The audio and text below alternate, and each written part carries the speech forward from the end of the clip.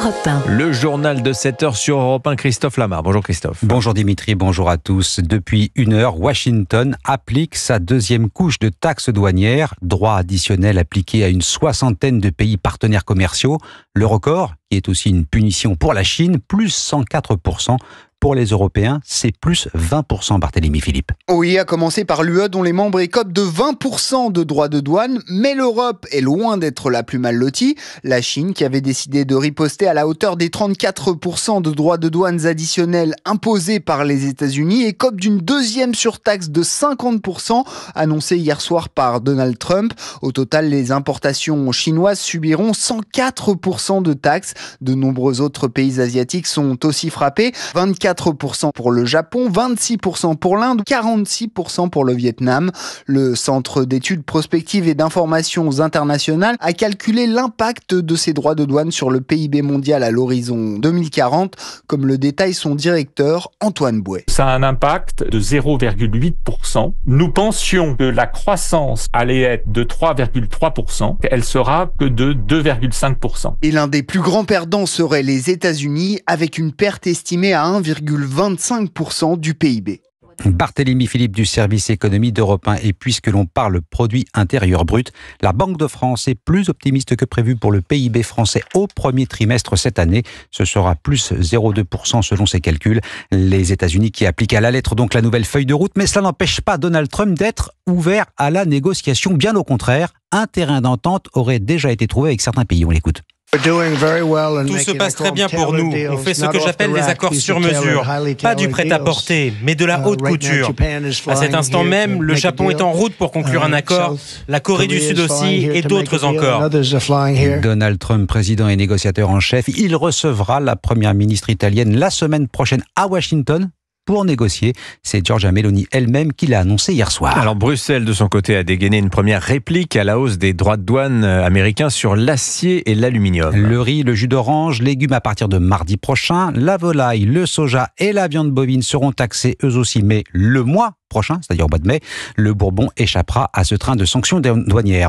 Et après le rebond et un bref passage dans le vert, les marchés financiers repassent dans le rouge. Hong Kong trébuche d'entrée, ça plonge aussi à Tokyo, moins 4%.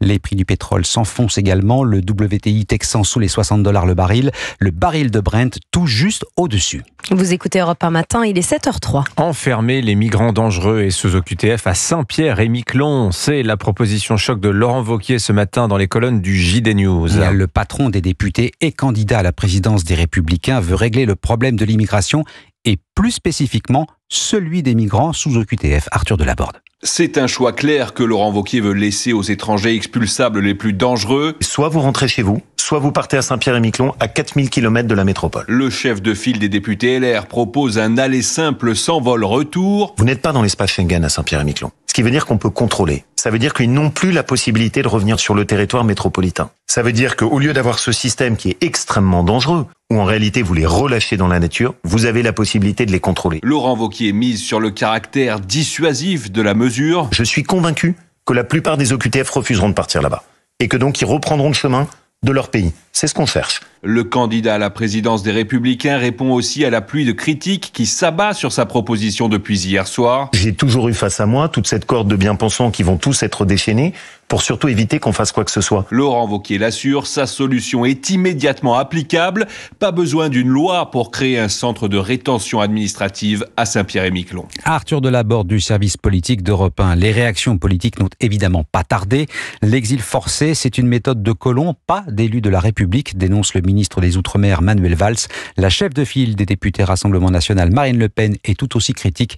La place des OQTF, c'est dans leur pays. Les habitants de Saint-Pierre-et-Miquelon ne sont pas des sous-citoyens. À la page justice, la relaxe sous la prison. Nicolas Sarkozy et ses coprévenus seront fixés sur leur sort le 25 septembre. Et fin du procès du présumé financement libyen de sa campagne présidentielle de 2007. Le parquet national financier a réclamé 7 ans de prison, 300 000 € d'amende et 5 ans d'inéligibilité à l'encontre de l'ex-chef de l'État. Ses avocats ont plaidé la relaxe. 4 ténors en défense, dont l'un a marqué les esprits et peut-être même des points face au juge. Jacques Sorey. Déterminé, Jean-Michel Darrois s'avance à la barre. Cette audience avait été comparée à un tunnel, lance-t-il à la présidente du tribunal. Mais fallait-il entrer dans ce tunnel ?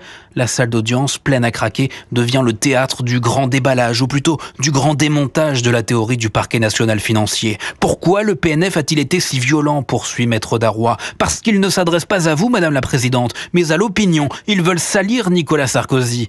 Pour appuyer la démonstration, Maître Tristan Gauthier utilise le rétroprojecteur. Tableau, chiffres, dates, point par point, méthodiquement, l'avocat dénonce les incohérences. La construction de ce dossier n'a aucun sens, insiste-t-il. Puis c'est au tour de Christophe Ingrand. Pas de preuves, pas d'indices. Il vous faudra du courage pour admettre que ces 13 années de procédure aboutissent à une impasse, ajoute-t-il. Avant que Nicolas Sarkozy livre ses derniers mots au magistrat, j'aurais envie de répondre à un réquisitoire politique et violent, conclut-il, mais je ne suis pas ici pour faire de la politique, mais pour défendre mon honneur.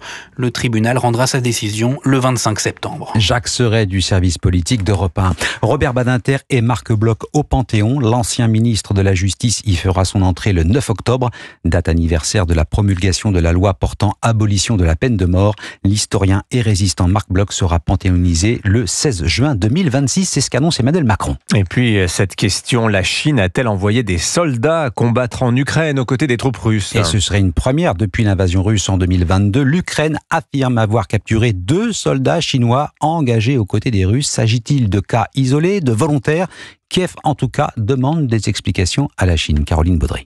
C'est dans la région de Donetsk, sur le sol ukrainien, que Volodymyr Zelensky affirme avoir fait prisonnier 2 combattants de l'armée russe, peu ordinaires.